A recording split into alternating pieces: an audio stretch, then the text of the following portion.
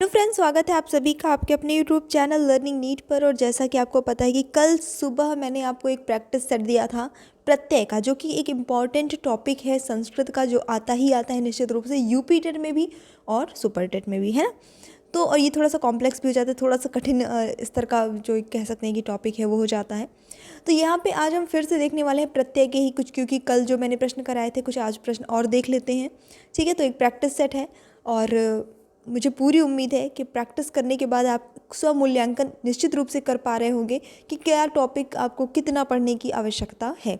चलिए शुरू करेंगे बिना टाइम वेस्ट किए। ओके, जितने भी लोग चैनल पे जुड़ चुके हैं सबको गुड मॉर्निंग। स्टार्ट करते हैं। ल्युट प्रत्यय का उदाहरण इनमें से कौन सा है, यानी कि कौन सा शब्द है जिसमें ल्युट प्रत्यय प्रयुक्त हुआ है। पठनीयम, करणम, लिखन, कर्ता। ल्युट प्रत्यय इनमें से किस में आया हुआ है? पठनीयम, करणम, लिखन या कर्ता। तो कल भी इसको मैंने आपको समझाया था कि इसमें यू शेष बचता है, फिर यू का अन आदेश होता है, अन बन जाता है और उसको अम जहाँ पे लगा हो लास्ट में उसको आपको मानना है कि वहाँ पे ल्युट प्रत्यय प्रयुक्त हुआ है। तो आपका ऑप्शन नंबर बी हो जाएगा। अब आप कहेंगे पठनीयम में भी तो हम दिख रहा है कि अनियर प्रत्यय प्रयुक्त हुआ है। ठीक है, अगला देखते हैं। रूप चलते हैं, ये भी मैंने आपको बताया था। जैसे अगर श्रीमान में मत प्रत्यय लगा है तो श्रीमती में भी लगा है, भले लास्ट में एक में आन दिख रहा है एक में ई दिख रहा है ना, लेकिन प्रत्यय वही है। ये सब जब हम थ्योरी पढ़ेंगे तो चीज़ें क्लियर होंगी धीरे धीरे। रक्ष में तव्यत प्रत्यय लगाने पे कौन सा जो है यहाँ पे शब्द बनेगा? रक्ष में तव्यत प्रत्यय जोड़ने पर तो सही उत्तर यहाँ पे हो जाता है इस प्रश्न के लिए आपका ऑप्शन नंबर ए, रक्षितव्यम बनेगा। अगला प्रश्न, गुण में मतुप प्रत्यय जोड़ेंगे। तो मतुप प्रत्यय के बारे में कल मैंने आपको थोड़ा सा पढ़ाया भी था, मतलब पढ़ाया इन द सेंस की शॉर्टकट में बताया था, प्रश्न आया हुआ था। तो देख लीजिए, गुणवत बनेगा, गुड़ी बनेगा, गुणवतु बनेगा, गुणज्ञ बनेगा।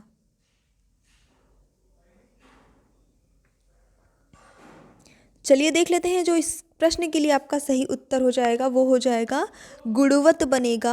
कल मैंने आपको ये समझाया भी था, जैसे गुणवत भी बनेगा, गुणवती भी बनेगा, गुणवान भी बनेगा, तीनों रूप चलते हैं। ठीक है, तो मैंने आपको शायद रूप का एग्जाम्पल देके बताया था कि रूपवान, रूपवती, रूपवत सब में मतुप प्रत्यय लगा हुआ है ना।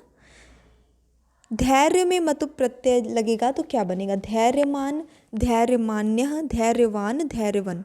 बहुत आसान, क्योंकि अभी जस्ट समझाया है ये। तो यहाँ पे जो सही उत्तर हो जाता है वो हो जाएगा आपका धैर्यवान बनेगा। जैसे भाई गुण में लगा तो गुणवान बनता है, तो फिर धैर्य में लग गया तो धैर्यवान बन जाएगा। भ्रम में अनियर प्रत्यय लगेगा तो क्या शब्द बनेगा? भ्रमणीयम, भ्रमणम, भ्रमणीयः, भ्रमणीया। भ्रम में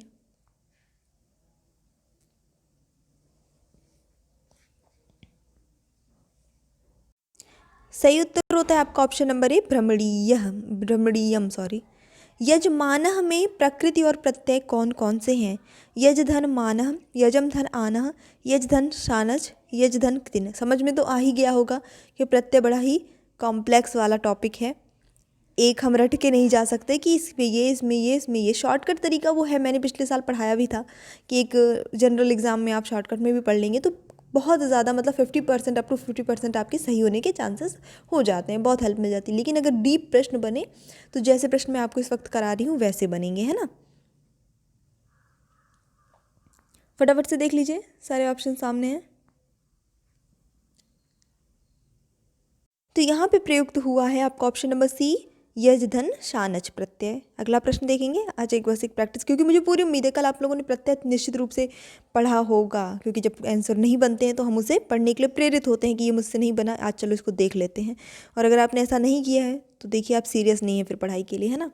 जब हम कोई प्रैक्टिस सेट अटेंड करते हैं उसमें जो टॉपिक हमसे नहीं बनता, हम वेट नहीं करते हैं, हमारे पास जो सोर्स रहते हैं हम एक बार तो उस पर नज़र डाल ही लेते हैं, बाकी फिर बाद में तो अच्छे से पढ़ना ही होता है। भूतकाले, भूतकाल में कौन सा प्रयुक्त प्रत्यय जो है प्रयुक्त होता है? अगेन अच्छा प्रश्न। तो यहाँ पे जो सही उत्तर हो जाता है वो हो जाता है आपका ऑप्शन नंबर सी, निष्ठा। ठीक है, अगला प्रश्न, गृह धातु में तो प्रत्यय से बनता है क्या? गृहीत्वा, गृहीत्वा, गहित्वा, ग्राहित्वा। और सही उत्तर होता है इस प्रश्न के लिए निश्चित रूप से गृहीत्वा। विवेकी, यहाँ पे कौन सा प्रत्यय प्रयुक्त हुआ है? डीप, ई, की, इन। विवेकी, तो यहाँ पे जो प्रत्यय आएगा आपका ऑप्शन नंबर डी, इन, इनी आ जाता है। ठीक है, अगला प्रश्न देखेंगे। एक विशेषण बना देता है इस तरह से जुड़ के।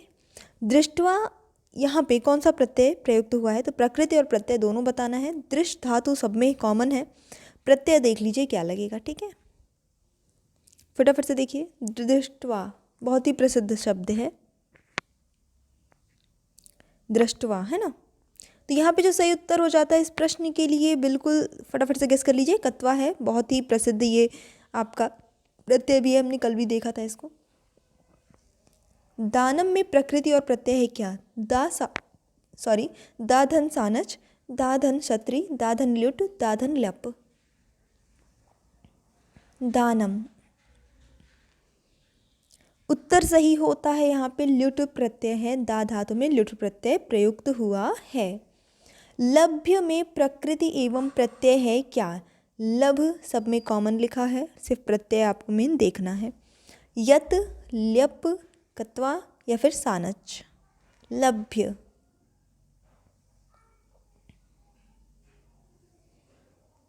तो इस प्रश्न के लिए आपका सही उत्तर हो जाता है आपका ऑप्शन नंबर ए। लभ में यत प्रत्यय प्रयुक्त हुआ है तो बना है लभ्य। कारकः एक बहुत ही प्रसिद्ध शब्द है हिंदी संस्कृत में। कारकः, यहाँ पे प्रत्यय कौन सा प्रयुक्त हुआ है? त्रिच, नुल या सत्री, लप? फटाफट से बताइए। कारकः,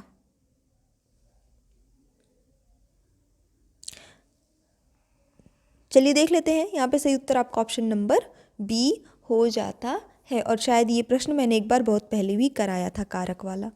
विचार्य इत्यत्र कः उपसर्ग धातु प्रत्ययः? फटाफट से बताइए क्या होगा।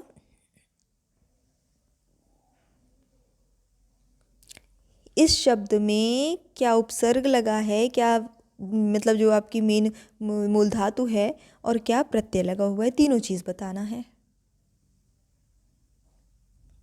तो सही उत्तर होता है यहाँ पे वि उपसर्ग लगा है, चर धातु है, ल्यप प्रत्यय प्रयुक्त हुआ है। ठीक है, ऑप्शन नंबर ए बिल्कुल सही हो जाता है। ज्ञानवान, विद्यावान, मेधावान, प्रणवान, ये सारे जो शब्द हैं यहाँ पे कौन सा प्रत्यय आया हुआ है? ये नहीं बनाना तो मतलब कोई मतलब नहीं पढ़ाने का, क्योंकि कल भी ये डिस्कस हुआ था, आज भी 2-3 बार इसको एक्सप्लेन कर चुके, शॉर्टकट में ही सही लेकिन एक्सप्लेन किया है ना। अभी बताया था ना, धैर्यवान, गुणवान, ये सब कुछ आया है अभी हमारे प्रश्नों में। तो बिल्कुल सही उत्तर यहाँ पे हो जाएगा ऑप्शन नंबर सी, मतुप प्रत्यय प्रयुक्त हुआ है। ठीक है, वान अभी बहुत सारे एग्जाम्पल्स इसके आए हैं।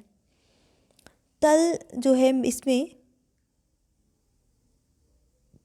प्रत्यय का प्रयोग किस अर्थ में होता है ये बताना है आपको। तल प्रत्यय का प्रयोग किस अर्थ में किया जाता है? भावार्थ में, क्रियार्थ में, कर्मार्थ में, कर्तार्थ में।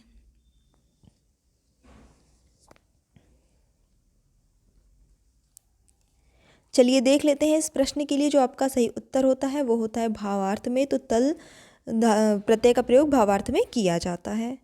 तो ये हमारा छोटा सा सेशन था, कल का जो सेशन हुआ था उसी का ये एक्सटेंशन था, यानी कि उसमें जितने प्रश्न हो पाए थे उससे थोड़े और ज़्यादा प्रश्न कराने थे, इस वजह से आज ये क्लास सेम टॉपिक की रही है। मुझे पूरी उम्मीद है आपको प्रश्नों का लेवल पसंद आ रहा है तो लाइक करिए, शेयर करिए, और चैनल पे नए हैं तो सब्सक्राइब करके थोड़ा सपोर्ट और कीजिएगा। So thanks for watching, keep studying and bye bye. Also हमारा एक और चैनल है एग्ज़ाम डोज, माना कि उसमें क्लासेस जो है वो इस समय पॉज्ड हैं, क्लासेस उसमें काफ़ी लंबे टाइम से जो है पॉज्ड ही हैं, पर उसमें वीडियोस अवेलेबल हैं आपके हेल्प के लिए, और बहुत ही जल्दी और भी वीडियोस उसमें अवेलेबल होंगे। तो आप वहाँ पे भी एक बार चेक ज़रूर कर लीजिएगा। हमारा टेलीग्राम चैनल है जिसमें सारे लिंक शेयर होती है, क्योंकि नोटिफिकेशन नहीं जा रहा है।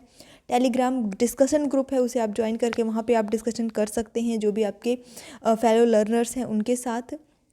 वहाँ पे जो चीज़ें शेयर होती है, आप अपना ज्ञान भी शेयर कर सकते हैं दूसरों के साथ, और दूसरे जो शेयर करते हैं उसका भी लाभ वहाँ से उठा सकते हैं। तो टेलीग्राम चैनल की लिंक आपको डिस्क्रिप्शन बॉक्स में मिलेगा, और ग्रुप जो है उसकी लिंक आपको चैनल पे ही मिल जाएगी। So see you in next video, bye bye.